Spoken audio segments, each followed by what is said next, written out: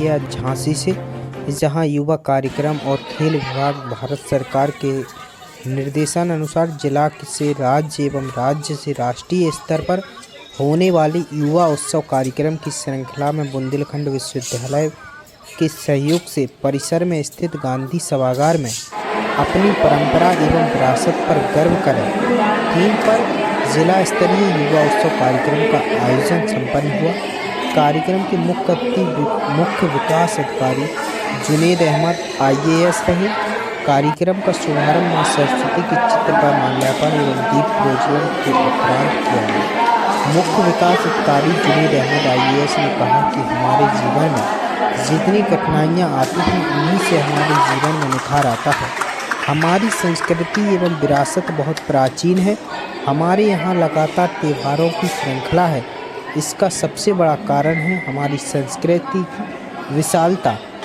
इसमें सबको समाहित करने की क्षमता है।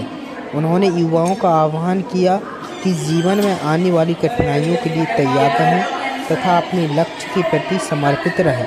जिला युवा उत्सव के दौरान फोटोग्राफी, चित्रकला, कविता लेखन, नृत्य, भाषण प्रतियोगिता एवं युवा संवाद कार्यक्रम विजेता प्रतिभागियों को पुरस्कार की राशि के साथ प्रमाण पत्र वितरण किए एवं यूथ आइकन के रूप में मुख्य विकास अधिकारी जुनेद अहमद IAS, प्रतीक द्विवेदी अध्यक्ष VU इकाई, Hrithik Patel chief editor news, doctor Rajkumar Chahar head deputy radiology, Satyam Dubey नव उद्यमी एवं आरिफ सहडोली रंगकर्मी रहे। इस युवा उत्सव में जिला युवा अधिकारी विशाल सिंह ने कहा, भारत सरकार के द्वारा युवाओं को अवसर प्रदान कर जिला स्तर से राज्य स्तर एवं राष्ट्रीय स्तर प्रतियोगिताओं में भाग लेने का अवसर प्रदान किया जाता है, जिससे युवा अपनी प्रतिभा को निखार सकें। इस युवा उत्सव में मोबाइल फोटोग्राफी प्रतियोगिता में पायल जैन प्रथम, सेजाल अग्रवाल द्वितीय व सुधीर तृतीय। चित्रकला प्रतियोगिता में भारती प्रजापति प्रथम, मेघा कुशवाहा द्वितीय एवं पायल यादव तृतीय। कविता लेखन प्रतियोगिता में श्वेता सिंहवानी प्रथम, हर्ष जैन द्वितीय एवं आस्था तृतीय। भाषण प्रतियोगिता में पायल बिसोलिया प्रथम, तानवी तिवारी द्वितीय व साकिब तृतीय। सामूहिक नृत्य प्रतियोगिता में मानपुर के चंद्रभान का दल प्रथम, अजीत व कृष्ण का दल द्वितीय व हर्षता व अनुराधा का दल तृतीय रहा। इस उत्सव के युवा संवाद कार्यक्रम में ओजस्वी व्याख्यान के लिए खुशी रावत, अभय राठौर, अजय कुमार एवं शिवानी प्रजापति को पुरस्कृत किया गया। कार्यक्रम निर्णायक मंडल doctor Mohammad Naeem, doctor Naveen Chandra Patel, Pradeep Yadav, Shilpa Mishra, doctor Sunita, doctor Ajay Kumar Gupta, Brajesh Kumar, doctor Jaisingh, doctor Raghavendra Dixit ji, Govind Yadav ji, doctor Mamta Singh तथा डॉक्टर राधिका चौधरी निर्णायक रहे। जिला उत्सव कार्यक्रम के मुख्य रूप में ब्रजेंद्र कुशवाहा चिरगांव ब्लॉक वॉलंटियर, अनुपम मौत ब्लॉक वॉलंटियर, अंकित श्रीवास्तव गुरसाएँ, अंकित भार्गव बड़ागांव, हेमंत पटेल, प्रतिभा डोंगरे, विपिन कुमार, भगवान दास, यशपेंद्र राजपूत बबीना, संजय अर्जरिया, भारत सिंह, विशाखा कुशवाहा आदि मौजूद रहे। कार्यक्रम का संचालन डॉक्टर मोहम्मद नईम व सुखलाल कुशवाहा ने संयुक्त रूप से किया एवं आभार व्यक्त विशाल कुशवाहा जिला युवा अधिकारी ने व्यक्त किया। झांसी से संवाददाता वीरेंद्र कुशवाहा के साथ रवि कुशवाहा जी की। चलिए, आपको यूनिवर्सिटी कॉलेज में एक बहुत बड़ा कार्यक्रम आयोजित हो रहा है। आपको बता दें कि वहाँ की तस्वीर आपको लगातार देखते रहे और हमारे साथ रहिए, आपको दिखाते रहेंगे। ये गांधी सभागार है और इस गांधी सभागार में आज खेल युवा कार्यक्रम एवं खेल मंत्रालय भारत सरकार के द्वारा जो नेहरू युवा केंद्र है उसके द्वारा एक कार्यक्रम आयोजित किया जा रहा है। हम अभी गेट के प्रवेश द्वार पर मौजूद हैं। हमारे साथ कुछ वॉलंटियर भी मौजूद हैं। हम इनसे बात करते हुए कार्यक्रम के अंदर सभागार में पहुंचेंगे और आपको एक एक तस्वीर, एक एक प्रतियोगिता के बारे में आपको दिखाते रहेंगे। आप लगातार हमारे साथ जुड़े रहिए, हमारे साथ जुड़े। भैया नाम, भैया क्या नाम है आपका? अंकित भार्गव। अंकित भार्गव जी, क्या हो नेहरू युवा केंद्र से? हम ब्लॉक बड़ागांव के वॉलंटियर हैं जी। आज क्या कार्यक्रम हो रहा है अंदर? आज हमारे यहाँ प्रतियोगिताएं हो रही हैं, चित्रकला प्रतियोगिता, मोबाइल प्रतियोगिता, सांस्कृतिक, और जिससे कि हमारे युवा, इस देश के युवा को पार्टिसिपेट एक प्लेटफॉर्म मिले, जो नेहरू युवा केंद्र आपको देने वाला है प्लेटफॉर्म। आज एक प्रतियोगिता है और इस कार्यक्रम को चीफ गेस्ट माननीय बबीना विधायक राजीव सिंह पारिक्षा जी। दर्शकों, जैसे कि आप लोगों ने सुना कि हमारे साथ वॉलंटियर बड़ागांव अंकित भार्गव जी हमारे साथ जुड़े हुए थे। उन्होंने बताया कि यहाँ क्या नेहरू युवा केंद्र द्वारा एक बड़ा कार्यक्रम आयोजित किया जा रहा है। तो इस कार्यक्रम में चीफ गेस्ट के रूप में माननीय बबीना विधायक राजीव सिंह पारिक्षा जी मौजूद रहेंगे। हमारे साथ और भी मौजूद। क्या नाम है आपका? हम कुमार, कहाँ से हो? वॉलंटियर हो नेहरू युवा केंद्र। अच्छा, क्या कार्यक्रम है? प्रतियोगिता चल रही है नेहरू युवा केंद्र के द्वारा, जैसे कला प्रतियोगिता, चित्रकला प्रतियोगिता और भी इसमें भाषण प्रतियोगिता है। चलिए दर्शकों, जैसे कि आप देख रहे होंगे, लोग बता रहे हैं, लगातार बता रहे हैं कि नेहरू युवा केंद्र के द्वारा एक बड़ा कार्यक्रम आयोजित किया जा रहा है, जिसके अंदर 6 प्रतियोगिताएं आयोजित की जा रही है। चलिए आपको रूबरू कराएंगे आपको और दिखाते रहेंगे। जय हिंद, नमस्कार।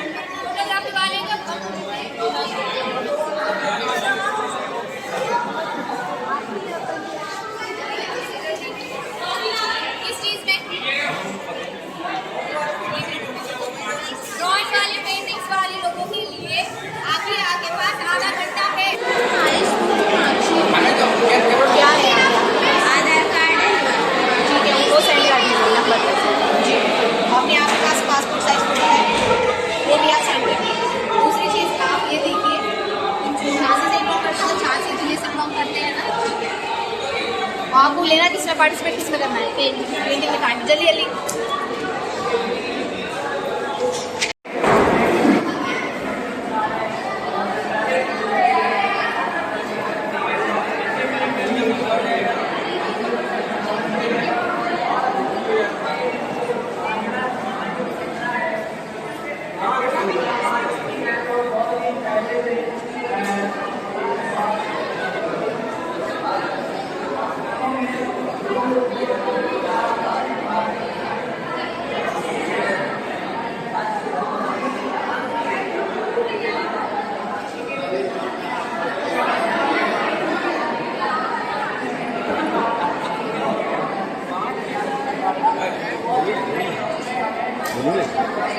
शिवम सुंदरम और कभी वंदे मातरम कहलाता है, और कभी पंजाब, सिंध, गुजरात, मराठा, द्राविड़, उत्कल, बंगा है। और मैं उस भारत से आता हूँ जो ठुकराए हुए लोगों को भी, मैं उस भारत से आता हूँ जो ठुकराए हुए लोगों को भी शरण स्थली बन जाता है और 7 समंदर पार परदेशियों को भी भाइयों और बहनों कहकर बुलाता है। मैं उस भारत से आता हूँ जिसने विश्व को हितोपदेश और कर्मयोग सिखाया, लेकिन खुद कभी अपना पराया नहीं सीख पाया, और वसुधैव कुटुंबकम के सिद्धांत पर जिया। लेकिन मेरा भारत वो नीलकंठ है जिसने खुद जहर पीकर दूसरों को अमृतदान दिया। मेरा भारत कर्मण्यवादी का रास्ते गाता है। मैं गौतम के भारत से आता हूँ जहाँ जनहित के लिए एक राजपुत्र सन्यासी हो जाता है। मैं राम के भारत से आता हूँ जहाँ पिता की एक बात पर बेटा सिंहासन को त्याग कर वन चला जाता है। मैं उस भारत से आता हूँ जो स्त्री को स्वाभिमान से पहचानता है और एक कुमारी माँ को माँ सती कुंती से जाना जाता है। मेरा भारत आकाश सा बलवान एवं धरती सा धैर्यवान है। मेरा भारत प्रेम का पुण्यलोक और अहिंसा का जन्म स्थान है। लेकिन अगर स्त्री का अनादर हो जाए तो बच्चा बच्चा हनुमान है। मैं उस भारत से आता हूं जो वीरता की वसुंधरा से, और मैं उस भारत से आता हूं जहां शांति का पहला संतना। अतिथि देवो भव कहती है भारत की धरा, स्वागत करके आप सभी का निभा रहा हूं परंपरा, निभा रहा हूं परंपरा। दोस्तों, आज आप सबको पता है कि हमारे भारत की संस्कृति जो है ऐसी संस्कृति है, यहाँ की ऐसी शख्सियत है जहाँ हर इंसान के पास में इंसानियत है, उदारता है, एकता है, सम्मान है। मैं ऐसी संस्कृति को नमन करता हूँ। दोस्तों, सिर्फ आज से नहीं, हजारों सालों से हमारा भारत देश पूरे विश्व पटल पर लोगों का केंद्र रहा है। यहाँ पर कुशाण आए, शक आए, हूण आए और हमारी संस्कृति में आकर मिल गए। यहाँ पर तुर्कों ने आक्रमण किया, मुगल आए, अरब आए और इस्लामी संस्कृति का विकास किया। दोस्तों, ये संस्कृतियां भारतीय संस्कृति में कुछ इस तरह मिल गई कि हमें अपने आप से अलग नहीं लगती। आज सलवार सूट का जो पहनावा है, कोई कह सकता है कि यूनानी है। हमारे यहाँ की फेवरेट डिश कबाब, पराठा, समोसा, कोई कह सकता है यह भारतीय नहीं है। इन सब अन्य देशों की संस्कृति को भी अपने अंदर समाहित करने के बाद हमारी भारतीय संस्कृति ने अपने आप का एक पृथक अस्तित्व बनाकर रखा है। यह है हमारी भारतीय संस्कृति। दोस्तों, हमारे भारत देश को समृद्ध और खुशगवार बनाने के लिए हमेशा प्रयास किए जा रहे हैं और हम हमेशा से खुश थे। आपको पता है, हमारा भारत देश विश्व गुरु रहा है। इसमें तालियां बनती आप सभी की। हमारे देश में विक्रमशिला, तक्षशिला और नालंदा विश्वविद्यालय दिए। मुझे गर्व है इस बात पर कि संपूर्ण विश्व में सबसे पहले विश्वविद्यालय हमारे भारत ने बनाया। ज्ञान के पिपासु अपनी प्यास को बुझाने के लिए हमेशा भारत की ओर आए और हमारे भारत ने शिक्षा को हमेशा उच्चतम स्तर पर पहुंचाया। ऐसे भारत पर, ऐसी भारतीय संस्कृति पर मुझे गर्व है।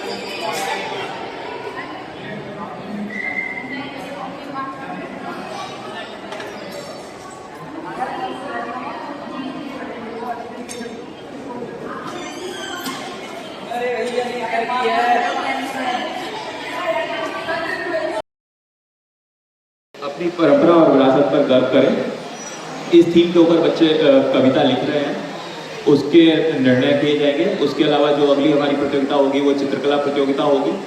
चित्रकला प्रतियोगिता का विषय भी यही रहेगा, हमारी परंपरा और विरासत, बट उसका जो विस्तृत विषय रहेगा वो रहेगा आर्किटेक्चर। जो हमारा हेरिटेज से रिलेटेड आर्किटेक्चर है वो हमारा विस्तृत विषय रहेगा। उसके बाद हमारी जो अगली प्रतियोगिता होगी वो होगी भाषण प्रतियोगिता। भाषण प्रतियोगिता में आप में से कुछ बच्चे आएंगे स्टेज पे और वो लोग बताएंगे, वो लोग अपने विषय वस्तु रखेंगे। उसका अधिकतम समय 7 मिनट रहेगा किसी के ऊपर और उचित समय 5 मिनट। तो 5 से 7 मिनट के बीच में आप अपनी बात समाप्त करेंगे और इसका जो विषय है वो यही है, जो हमारी थीम रहेगी अपनी। यही है हमारी भारतीय संस्कृति, जहाँ सबको एक जैसा सम्मान मिलता है। मैं भारतवासी होने के नाते हमारी भारतीय संस्कृति, हमारी विरासत में सबसे महत्वपूर्ण विरासत हमारे महान व्यक्तित्वों, महापुरुषों व शहीदों को मानती हूँ। उनके कार्य ऐसे हैं कि हमें उन्हें हर एक दिन याद करना चाहिए। हमारी संस्कृति के लिए, हमारी विरासतों के लिए उन्होंने अपने प्राणों की आहुति तक दे दी है। उनके कार्यों के लिए हमें उन्हें न सिर्फ 26 जनवरी, 15 अगस्त या 2 अक्टूबर में नहीं, बल्कि हर दिन उनके कार्यों की प्रशंसा करनी चाहिए। चारों तरफ उजाला पर अंधेरी रात थी, जब वो हुआ शहीद उन दिनों की बात थी। आंगन में बैठा बेटा माँ से पूछे बार बार, दीपावली पे क्यों न आए पापा अब की बार, दीपावली पे क्यों न आए पापा अब की बार। माँ क्यों न तूने आज भी बिंदिया लगाई है दोनों हाथ खाली न मेहंदी रचाई है। बिछिया भी नहीं पाँव में बिखरे से बाल है, लगती थी कितनी प्यारी अब ये कैसा हाल है। कुमकुम के बिना सूना सा लगता है श्रृंगार, दीपावली पे क्यों न आए पापा अब की बार, दीपावली पे क्यों न आए पापा अब की बार। ऐसा क्या हुआ कि बताने से है इनकार, दीपावली पे क्यों न आए पापा अब की बार। 2 दिन हुए हैं तूने कहानी न सुनाई, हर बार की तरह न तूने खीर बनाई। आने तो पापा से मैं सारी बात कहूँगा, तुमसे न बोलूँगा न तुम्हारी मैं सुनूँगा। अब तो बता दो क्यों है सूना आंगन घर द्वार, दीपावली पे क्यों न आए पापा अब की बार, दीपावली पे क्यों न आए पापा अब की बार। और मित्रों, विडंबना देखिए मनाया जाता था, जिसे पूर्ण विधि विधान के साथ किया जाता था। इसके बाद आप सभी जानते हैं कि भारत में लोग पुरुष माथे पर तिलक लगाते हैं और स्त्रियां अपने माथे पर बिंदी लगाती हैं। देखा सभी ने होगा, लेकिन जानता नहीं होगा कि ये क्यों किया जाता है। वो इसलिए है कि माथे के मुख्य बिंदु को कहा जाता है शरीर का ऊर्जा केंद्र, जहाँ से व्यक्ति का फोकस भी बढ़ता है और उसने की समझने की क्षमता भी बढ़ती है। इसीलिए माथे के केंद्र बिंदु पर तिलक या बिंदी लगाई जाती है। आप सभी ने देखा होगा कि शादी के टाइम पर लड़कियों शिवम सुंदरम और कभी वंदे मातरम कहलाता है, और कभी पंजाब, सिंध, गुजरात, मराठा, द्राविड़, उत्कल, बंगा है। और मैं उस भारत से आता हूँ जो ठुकराए हुए लोगों को भी, मैं उस भारत से आता हूँ जो ठुकराए हुए लोगों को भी शरण स्थली बन जाता है और 7 समंदर पार परदेशियों को भी भाइयों और बहनों कहकर बुलाता है। मैं उस भारत से आता हूँ जिसने विश्व को हितोपदेश और कर्मयोग सिखाया, लेकिन खुद कभी अपना पराया नहीं सीख पाया और वसुधैव कुटुंबकम के सिद्धांत पर जिया। लेकिन मेरा भारत वो नीलकंठ है जिसने खुद जहर पीकर दूसरों को अमृत दान दिया। मेरा भारत कर्मण्यवादी का रास्ते गाता है। मैं गौतम के भारत से आता हूँ जहाँ जनहित के लिए एक राजपुत्र सन्यासी हो जाता है। मैं राम के भारत से आता हूँ जहाँ पिता की एक बात पर बेटा सिंहासन को त्याग कर वन चला जाता है। मैं उस भारत से आता हूँ जो स्त्री को स्वाभिमान से पहचानता है और एक कुमारी माँ को माँ सती कुंती से जाना जाता है। मेरा भारत आकाश सा बलवान एवं धरती सा धैर्यवान है। मेरा भारत प्रेम का पुण्यलोक और अहिंसा का जन्म स्थान है। लेकिन अगर स्त्री का अनादर हो जाए तो बच्चा बच्चा हनुमान है।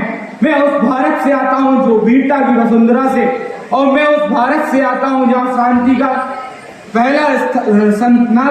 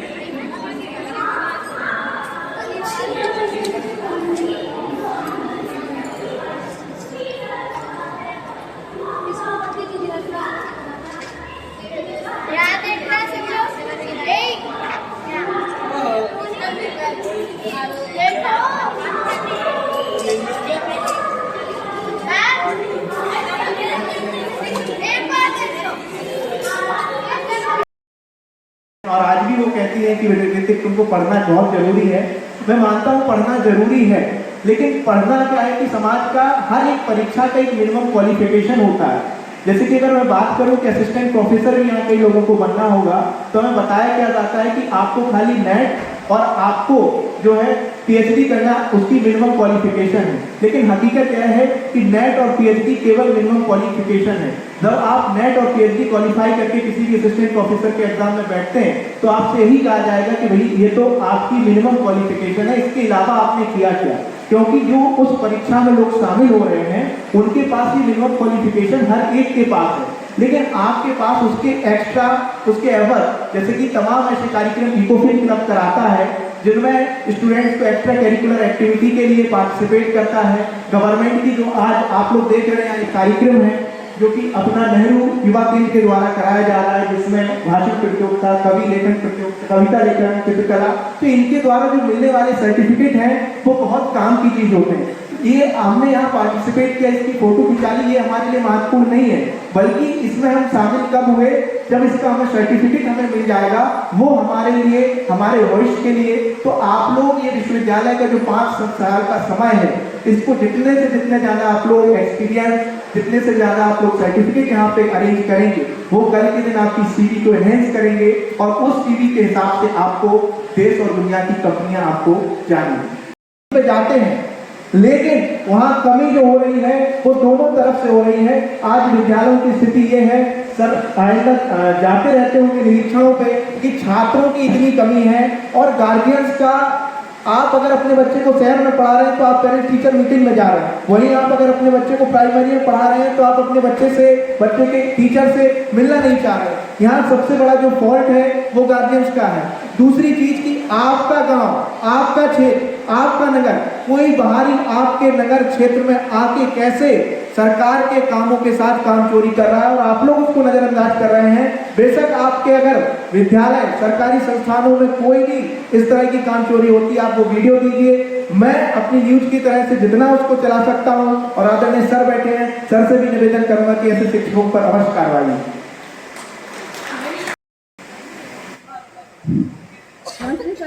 नमस्ते, यांशी शर्मा है, मैं बड़ा गाँव से आई हूँ। मैं आपसे पूछना चाहती हूँ कि हमारे यहाँ का टॉपिक है अपनी परंपरा और विरासत पर गर्व करें। आप भी जानते हैं, यहाँ बैठे सभी जानते हैं कि हमारी परंपराएं शहरों में कम होती जा रही हैं और गाँव में आज भी प्रचलित हैं, पूर्ण रूप से प्रचलित हैं। लेकिन गाँव में अभी भी कुछ बच्चे ऐसे हैं जो बहुत ही निचले स्तर हैं, मैं भी बहुत निचले स्तर से हूँ, जैसे कि हम लोग हैं, और भी बच्चे हैं जो पढ़ाई नहीं कर पा रहे हैं, उनके पास कोई भी ऐसा धंधा नहीं है, ना ही रोजगार है और ना ही उद्योग है। सर ने अभी बताया कि लर्न विद अर्न, बिना पैसे की पढ़ाई तो होगी नहीं। अब उनके पास कोई भी धंधा नहीं है तो उनके लिए क्या कार्य किया जाए। अगर आप कहें कि वो किसान हैं, किसानों के लिए मोदी जी बहुत सारे फंड दे रहे हैं, या उनकी जैसे बारिश की वजह से कुछ खराब हो जाती है फसलें, वो दे देंगे, लेकिन जब सारी फसलें ही खराब हो जाएंगी तो किसान लोग क्या करेंगे? जब किसान नहीं करेंगे तो बच्चे कैसे पढ़ेंगे? उनके लिए क्या करेंगे आप? पहले तो एक बार जोरदार ताली पहले आप लोग बजाइए, क्योंकि इसका एक जो प्रश्न है जो बहुत ही गंभीर प्रश्न है, और इस प्रश्न पे मैं आंसर देने का प्रयास पूरा करूंगा।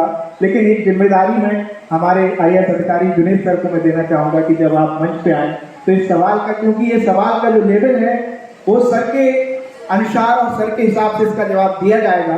लेकिन बाकी मैं आपके लिए जो बात कहूँगा, आपने कही है कि पैसे नहीं हैं, फिर कैसे हम किसी चीज़ को प्रारंभ कर सकते हैं। तो देखिए, कई कलाएँ ऐसी होती हैं जिनके पैसे की ज़रूरत नहीं होती। अगर आप एक अच्छे आर्टिस्ट हैं तो आपको कहीं भी पैसे की ज़रूरत नहीं है। अगर आप एक अच्छे गायक हैं तो आपको कहीं भी पैसे की, पहले आपको अपने अंदर के टैलेंट को पहचानना पड़ेगा। मैंने जो आज मैं मंथली जो मेरी इनकम रहती है, मैं कोई भी पद पे, बहुत बड़े पद पे नहीं हूँ, लेकिन 30,000 to 40,000 में अर्न कर लेता हूँ। मैं फील्ड में इंटरेस्ट कैसे आया? जबकि आप कॉमर्स के स्टूडेंट हैं, आपका इस फील्ड में इंटरेस्ट कैसे आया? आपने स्टार्टिंग में क्या डिफिकल्टी फेस करी, और अभी आप अपनी पढ़ाई और इस काम को कैसे मेंटेन कर रहे हैं? क्योंकि ये सबसे बड़ी डिफिकल्टी होती है, ये दोनों अलग अलग फील्ड। ये सवाल मेरे लिए लंबे समय से स्पीड ब्रेकर बना है कि मैं वाणिज्य का छात्र होकर जर्नलिज्म का काम कर रहा हूँ। मेरे अंदर जो कम्युनिकेशन स्किल में बहुत बेहतर तो नहीं कह सकता, लेकिन मैंने कम्युनिकेशन स्किल के पीछे कभी छुपना नहीं सीखा, उन चीज़ों के साथ काम करना सीखा मोबाइल मेरे पास बहुत बाद में आया। मैंने इसके पहले मैंने अपने पड़ोसियों के मोबाइल को यूज करके ग्राफिक डिज़ाइनिंग और पिकार्ट जो एक होता है बेसिक, उसको चलाना सीखा, पिक्सलैब को चलाना सीखा। ये मैंने अपने मोबाइल से नहीं दूसरे के मोबाइल में इंस्टॉल करके सीखा। और रही बात की कॉमर्स से दो फील्ड में, तो मैं ये समझता था कि जो जर्नलिज्म की क्षमताएं हैं, जो जर्नलिज्म में जो चीज़ें सिखाई जाती हैं, मेन रहता है कम्युनिकेशन स्किल, वो मुझे पहले से आती थी। तो मुझे लगता था कि जो चीज़ आती है उसमें समय नष्ट ना करके मैं वाणिज्य से बीकॉम मैंने किया और फिर मैं एमकॉम किया। और ऐसा नहीं है, मैंने क्लास 10th और 12th, 10th में मैं अपने डिस्ट्रिक्ट का टॉपर रहा जालौन का, और 12th में मैं अपना सिटी टॉपर रहा। लेकिन इसके बाद क्या रहा कि मैंने थोड़ा एक्स्ट्रा करिकुलर एक्टिविटी में ज़्यादा पार्टिसिपेट किया। इसके बाद ऐसा नहीं है मेरी पढ़ाई में बहुत डाउन आया कि जो मेरी पढ़ाई 12th तक रही और फिर जो मीडिया के क्षेत्र में आने के बाद जो पढ़ाई रही। लेकिन अगर मैं दोनों का जो परिणाम उन दोनों को प्लस करूं तो मैं अपने आप को काफ़ी सही देखता हूं कि दोनों चीज़ों को मेंटेन। रही बात आपने पूछा कि आप पढ़ाई कब करते हैं, तो तुमने मुझे दिन में ही देखा होगा, रात में कभी देखा नहीं होगा। पहले तो नेहरू युवा केंद्र को मैं कंग्रेचुलेट करना चाहूँगा। उन्होंने इतना अच्छा प्रोग्राम ऑर्गेनाइज किया जहाँ पे आप लोग इंटरेक्ट कर पा रहे हैं उन लोगों से जिन्होंने लाइफ में चीज़ें अचीव की हैं, और आप लोग उन लोगों से आइडियाज़ ले पा रहे हैं कि अपनी लाइफ को आगे किस तरीके से बढ़ाया जा सकता है। फर्स्ट चीज़, मतलब मैं जब कॉलेज में था मैंने कभी मतलब ये चीज़ नहीं की, एंड आई फील्ड के मैंने वो मिस किया। संवाद जो होता है ना, वो बहुत इंपॉर्टेंट होता है किसी भी चीज़ का। आप लोग यहाँ बैठ के ऐसे ऐसे क्वेश्चंस एंटरप्रेन्योरशिप को लेके, स्किल्स को लेके, जॉब्स को लेके, एजुकेशन के पर्पस को लेके आपके अंदर ये क्वेश्चंस आ रहे हैं और आप ये पूछ रहे हैं, यही एक बहुत बड़ी चीज़ है। मैं अपना बताऊं, मैं जब कॉलेज में था इस टाइम तक मेरे साथ मुझे ये क्वेश्चंस आते भी नहीं थे, एंड आई फील के मैं इग्नोरेंट था उस टाइम पे इस चीज़ को लेके। और अगर आप में ये क्वेश्चंस आ रहे हैं तो इट शोज कि आप कितने एक्टिव हो चीज़ों को लेके। तो it's very good. At the outset मैं कंग्रेचुलेट करूंगा सभी लोगों को जो यहाँ पे पार्टिसिपेट कर रहे हैं इस प्रोग्राम में। 11th-12th में मेरी 60% थी, तो मैं जब सिविल्स के लिए तैयारी के लिए खड़ा हुआ था तब एवरीवन वाज लाइक यार जो टॉपर्स हैं एकेडमिक्स में वो ही सिविल सर्विसेज में क्रैक करते हैं, IITs IIMs वाले वो ही कर पाएंगे, and you are just wasting time यहाँ पे आने का। एंड सब लोग ज़्यादातर का यही था, एंड मैंने ही फेल तब तो और ज़्यादा कहते थे कि you are just wasting time, यहाँ क्यों कर रहे हो, इंस्टेड जो तुम्हारे लायक चीज़ है वो कर लो, जॉब देख लो, ये कर लो। बट मतलब I had this thing in mind कि मुझे यही करना है, मुझे यही क्लियर करना है, कैसे भी करना है। तो जब उतना गोल की क्लैरिटी आपके दिमाग में होती है तब सारी चीजें ना खुद ब खुद अलाइन होती चली जाती हैं। एंड वो मूवी देखी है शाहरुख खान की जिसमें वो कहता है कि यूनिवर्स आपको ना उन चीजों से मिलाने में लग जाता है। तो this is what I believe कि जब आप एनर्जीज आप भेजते हो ना, सपोज आप कोई गोल डिसाइड करते हो, you are sending some energies into the universe and that universe align everything in that way कि जब आप उसको अचीव करने लगते हो। तो हमेशा अपना गोल ना बहुत क्लियर रखो, मुझे लाइफ में ये अचीव करना है। अगर वो गोल डिसाइड कर लोगे ना, आधी चीजें जीत जाओगे। और फिर दूसरी चीज आती है फेलियर्स, उनसे कभी मत घबराना। लाइफ में वो हमेशा कुछ ना कुछ सिखा के जाएंगे आपको। तो फेलियर्स से मत घबराना और एक गोल सेट कर लो। There is nothing in life which you can't achieve. तो नेक्स्ट टाइम मतलब कभी भी एक्सक्यूज नहीं देना कि ये चीज है, ये चीज है। Just work for your goal और हमेशा लाइफ में सक्सेसफुल रहोगे, है ना। दूसरी चीज, एरियाज में उनकी भागीदारी को लेके इतनी सारी बातें होती हैं। आपके पास हमारी कल्चर में, सोसाइटी में इतने सारे एग्जाम्पल्स होंगे जो कि आप देख सकते हैं। सावित्रीबाई फूले का नाम आप लोगों ने सुना होगा जिन्होंने विमेन एजुकेशन पे वर्क किया है। किन सिचुएशंस में आके उन्होंने कैसे कैसे वर्क किया, आप अगर उनको पढ़ोगे तो आपको रियलाइज होगा कि हार्डशिप्स हर एक की लाइफ में होती हैं। जैसे आप बात कर रहे थे ना, प्रॉब्लम्स सबकी लाइफ में होती हैं, लेकिन उन प्रॉब्लम्स से लड़के खड़े होके अपने आप को आगे बढ़ना, वो ही एक लाइफ होती है। वरना जब तक आप अपने कंफर्ट जोन में रहते हो तो लाइफ चलती रहती है, कट जाती है। आप पैदा होते हो, ठीक है, खाने को कहीं ना कहीं से हो ही जाता है और ऐसे ही आप चले जाते हो लाइफ से। तो वो चीज़ें तो चलती रहती हैं, लेकिन जब आप अपने कंफर्ट जोन से बाहर आते हो और कुछ डिसाइड करते हो कि मुझे ये अचीव करना है, तब आपकी रियल लाइफ का स्ट्रगल स्टार्ट होता है और उसमें बहुत सारे फेलियर्स आते हैं। आप हर स्टेप पे गिरते हो। मैंने फेलियर्स देखे हैं तो आई कैन मतलब मुझे ये पता है कि फेलियर्स जो है हमेशा आपको सिखाते हैं। आप कभी भी नए इनिशिएटिव से डरना मत।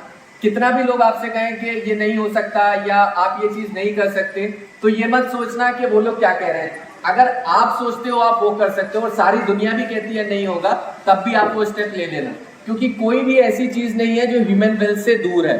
अगर आपने एक बार डिसाइड कर लिया तो कोई ऐसी चीज नहीं है जो आप अचीव नहीं कर सकते हो।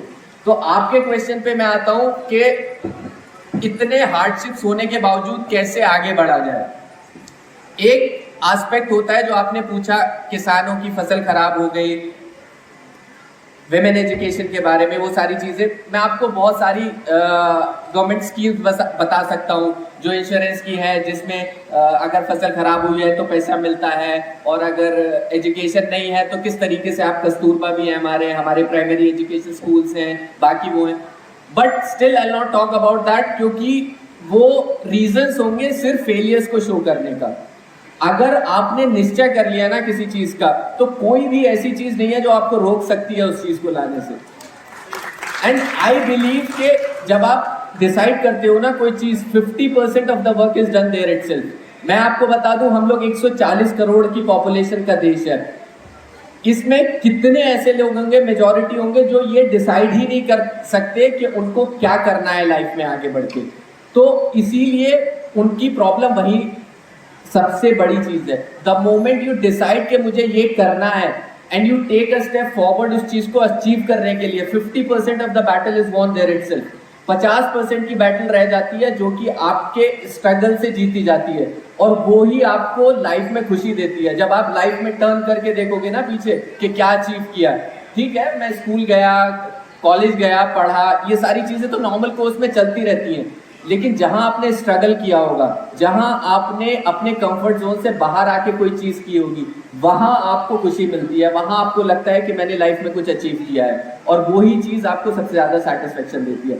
तो मैं सब लोगों से बोलता हूं कि मतलब किसी चीज पे डिपेंडेंट मत रहना, और कोई गवर्नमेंट पॉलिसी, वो सब चीजें हैं, गवर्नमेंट करती है, देती है, वो सारी चीजें हैं, वो पर्पस है उसका, लेकिन आपका अपना will power, that is more than sufficient to achieve anything in life. ठीक है, मैं अपना दूसरे हैं तन्वी तिवारी। तन्वी तिवारी जल्दी आ जाए बेटे। और प्रथम स्थान पर है, कोई बताएगा? यानी कि ध्यान से नहीं सुना। प्रथम स्थान पर है पायल दिसौदिया। पायल दिसौदिया।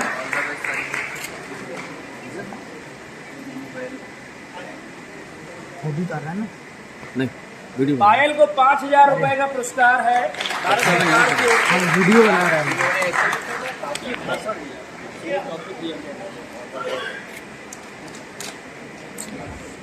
Thank you sir. वीडियो बनने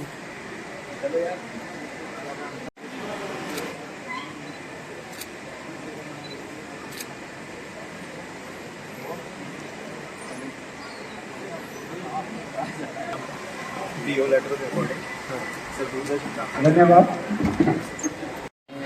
जिला ये युवा नेहरू युवा केंद्र की तरफ से जो आयोजन किया गया है, इसमें यहाँ बुंदेलखंड विश्वविद्यालय के जो स्टूडेंट्स हैं उनके द्वारा भाषण प्रतियोगिता और चित्रकला और इस सब में जो है आयोजन किया गया था, उसमें इन्होंने पार्टिसिपेट किया। काफ़ी अच्छा एक रहा पूरा। डिफरेंट लोगों के क्वेश्चंस थे जो उन्होंने पूछे। लोगों के जो क्वेश्चंस थे उससे जॉब्स को लेके, एंटरप्रेन्योरशिप को लेके, और ये सारी चीज़ें जो एक युवा दिमाग में रहती हैं, माइंड में रहती हैं, उस सबका उनको उत्तर मिला यहाँ पे लोगों से संवाद करके। तो एक अच्छी पहल है नेहरू युवा केंद्र की। इससे जो है जो युवा है उनको आगे भी बढ़ने का प्रोत्साहन मिलेगा। यहाँ आए हुए सर प्रतिभागियों को क्या संदेश देना चाहते हैं? मैं इनको सब लोगों को, मैंने अंदर भी ये चीज़ उनको मैसेज किया कि लाइफ में हमेशा जो है अपने गोल के लिए वो लोग रहें, कि एक गोल सेट करें लाइफ में और उसको वर्क करने के लिए जितने भी उसके आगे फेलियर्स आते हैं, वो सारी चीज़ें हैं, उनसे ना घबरा के अपनी लाइफ को आगे लेके चलें। और कोई भी ऐसी चीज़ नहीं है जो ह्यूमन विल से दूर है। अगर वो एक बार डिसाइड कर लेते हैं तो लाइफ में वो सारी चीज़ें अचीव कर सकते हैं। प्रतिभागियों से आपको कितनी उम्मीद है? बहुत अच्छे क्वेश्चंस मेरे सामने आए थे और भाषण तो मैं नहीं सुन पाया था, बट मैं उम्मीद करता हूँ कि सब लोग जो है उन्होंने अच्छे से पार्टिसिपेट किया और जिस तरीके के उनके क्वेश्चंस थे मुझे काफ़ी उम्मीद है कि वो आगे लाइफ में इन चीज़ों को लेकर बहुत सीखें और एक अच्छे नागरिक के तौर पर आप। Thank you.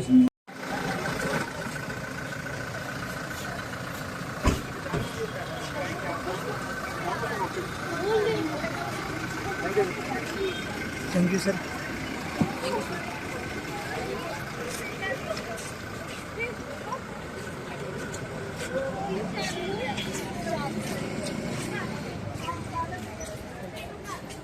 हम लोगों का सम्मान तो बहुत हो चुका है।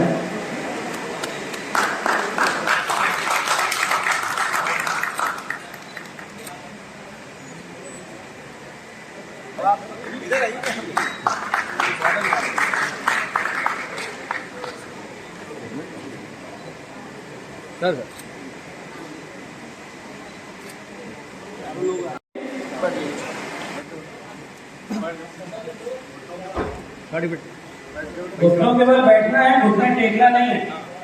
कोई भी विपदा है, कोई भी परेशानी है, घुटने नहीं टेकना है कभी भी।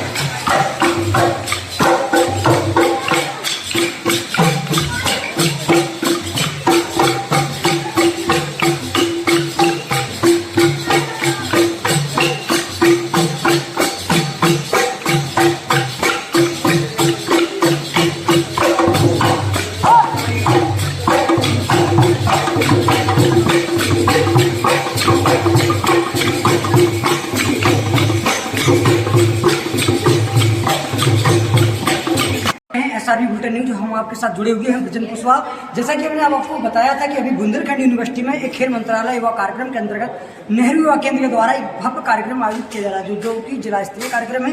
हमारे साथ जुड़े हुए हैं हमारे जिला युवा अधिकारी विशाल सिंह सर। हम बात कर लेते हैं सबसे। सर, आज जो बुंदेलखंड यूनिवर्सिटी के दिन गांधी सभागार में जो कार्यक्रम आयोजित किया गया है, क्या कार्यक्रम था? आज का कार्यक्रम था युवा उत्सव और युवा संवाद। इसके अंदर 6 प्रतियोगिताएं करवाई गई थी। इसमें भाषण प्रतियोगिता थी, चित्रकला प्रतियोगिता थी, कविता लेखन था और युवा संवाद था, सांस्कृतिक कार्यक्रम भी था। इस कार्यक्रम का जो उद्देश्य था वो ये था कि अलग अलग कार्यक्रम ना करवा के एक साथ कार्यक्रम करके उस कार्यक्रम को उत्सव की तरह मनाया जाए। सर, जो विजेता टीमों में जो रही हूँ, कितनी टीमें आपने चयनित की प्रत्येक कार्यक्रम में? विजेता टीमें जी 19 टीमें विजेता रही हैं।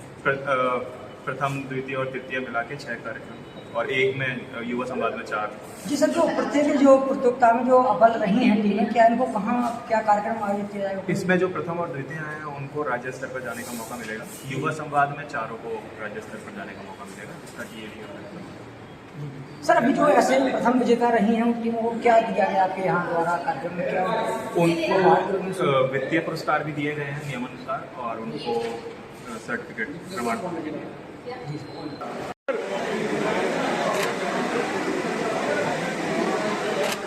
एक मिनट सर, एक सेकंड। Thank you. मेरा नाम सुखलाल कुशवाहा है और मैं यहाँ पर नेहरू यूनिवर्सिटी। सर, आज जो कार्यक्रम आयोजित किया गया है गांधी सभागार में, तो इस कार्यक्रम का क्या उद्देश्य था? इसका कार्यक्रम का उद्देश्य ये था कि भारत सरकार ये चाहती है कि हमारा युवा क्या सोचता है, 2047 में हमारा देश कैसा हो, उनका क्या विजन है, वो क्या भारत सरकार से चाहते हैं और जो भारत सरकार की योजनाएं हैं कहाँ तक लोगों तक पहुँच रही हैं। और ख़ासतौर से युवाओं को एक मंच प्रदान किया जाता है नेहरू केंद्र के द्वारा, कि वो अपनी जो गतिविधियाँ हैं, प्रतिभाएँ हैं, उनको आगे लाने का एक मंच है। और ये आज जो कार्यक्रम हुआ, इस कार्यक्रम से जो चयनित हुए हैं प्रथम और द्वितीय, उनको राज्य स्तर पर भाग लेने का मौका मिलेगा और उसके बाद वो देश स्तर पर भी भाग लेने का मौका मिलेगा। तो नेहरू युवा केंद्र युवाओं को आगे ले जाने का एक ऐसा प्लेटफॉर्म है जो उन्हें अवसर प्रदान करता है कि वो अपने जीवन में कुछ अगदी हासिल करना चाहते हैं। तो नेहरू युवा केंद्र समाज सेवा से क्षेत्र से लेकर के व्यवसाय के क्षेत्र में हर तरह के अवसर नेहरू युवा केंद्र प्रदान करते हैं। सर, हमारे न्यूज़ चैनल के माध्यम से आप जो प्रतिभागी की है, उन्होंने प्रतिभाग किया था प्रतियोगिता में, पर वे लोग प्रतिभाग मतलब अव्वल नहीं आ पाए हैं, हो सकता है वो चौथे पाँचवें नंबर पर होंगे। तो ऐसे प्रतिभागियों के लिए आपका क्या संदेश जाएगा? क्या संदेश? कविता की लाइन है, लहरों से डरकर पार नहीं होती, कोशिश करने वालों की हार नहीं होती। जीवन में जब भी इस तरह की चीज़ें आती हैं तो लोगों को लगातार प्रयास करते रहना चाहिए। ये असफलता हमें बताती है कि हमने कहीं ठीक से प्रयास नहीं कर पाया। हमें आगे लगातार प्रयास करते रहना चाहिए। आपको जो मुकाम आप चाहते हैं वो आपको हासिल होगा। आपके सपनों में वो आपको जो नींद हो और आप जिंदा आंखों से उन सपनों को देखना पड़ेगा। आप निश्चित रूप से उनको पाएंगे। असफलता तो निश्चित है आपको मिलेगी, तभी आपको सफलता मिलेगी, तभी आप सफलता का सही स्वाद चख पाएंगे। सर, हमारे दर्शक देख रहे हैं तो उनको किस प्रकार ये नेहरू युवा केंद्र से कैसे जुड़ेंगे, उनको कैसे पता चले कि नेहरू युवा केंद्र क्या होता है, किस प्रकार जुड़े नेहरू युवा केंद्र से? तो जुड़ने के लिए नेहरू युवा केंद्र से क्या करना पड़ेगा युवाओं? नेहरू युवा केंद्र से जुड़ने के लिए तो नेहरू युवा केंद्र का जो हमारा जिले स्तर का कार्यालय है खंडेराव प्लेस पर है, वहाँ आकर के खासतौर से नेहरू युवा केंद्र प्रत्येक ग्राम पंचायत में एक युवा मंडल बनाता है और एक युक्ति मंडल। इसके लिए 15 से 29 आयु वर्ग के लोग, उसमें उनको हम पदाधिकारी बनाते हैं, उनका रजिस्ट्रेशन करते हैं और उनको उसके माध्यम से कार्यक्रम में जोड़ते हैं। साथ ही नेहरू युवा केंद्र का जो ढांचा है उसमें प्रत्येक ब्लॉक में 2 वॉलंटियर्स होते हैं, वो लोगों के बीच में जाकर के संपर्क करते हैं। उनके माध्यम से हम यूथ क्लब का गठन करते हैं और उनको भारत सरकार की गतिविधियों में जोड़ते हैं और जो जिस लायक होता है उसको हम लोग वहाँ आगे प्रमोट करने का काम करते हैं। इसलिए नेहरू युवा केंद्र एक ऐसा प्लेटफॉर्म है जो युवाओं को आगे ले जाने का काम अपनी स्थापना के समय से।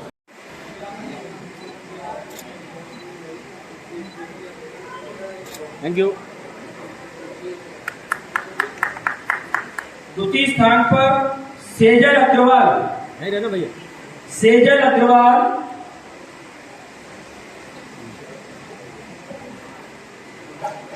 आपको 750 रुपए का पुरस्कार दिया जाता है भारत सरकार की ओर से। सर वो आगे करिए पहले। अगर मीडिया आपसे सवाल करे 750 रुपए का आप दिवाली में क्या करेंगे, क्या जवाब होगा? सर हाँ बताइए। पिज्जा खाएंगे। न्यूज स्टैंड में काम कर रही हैं।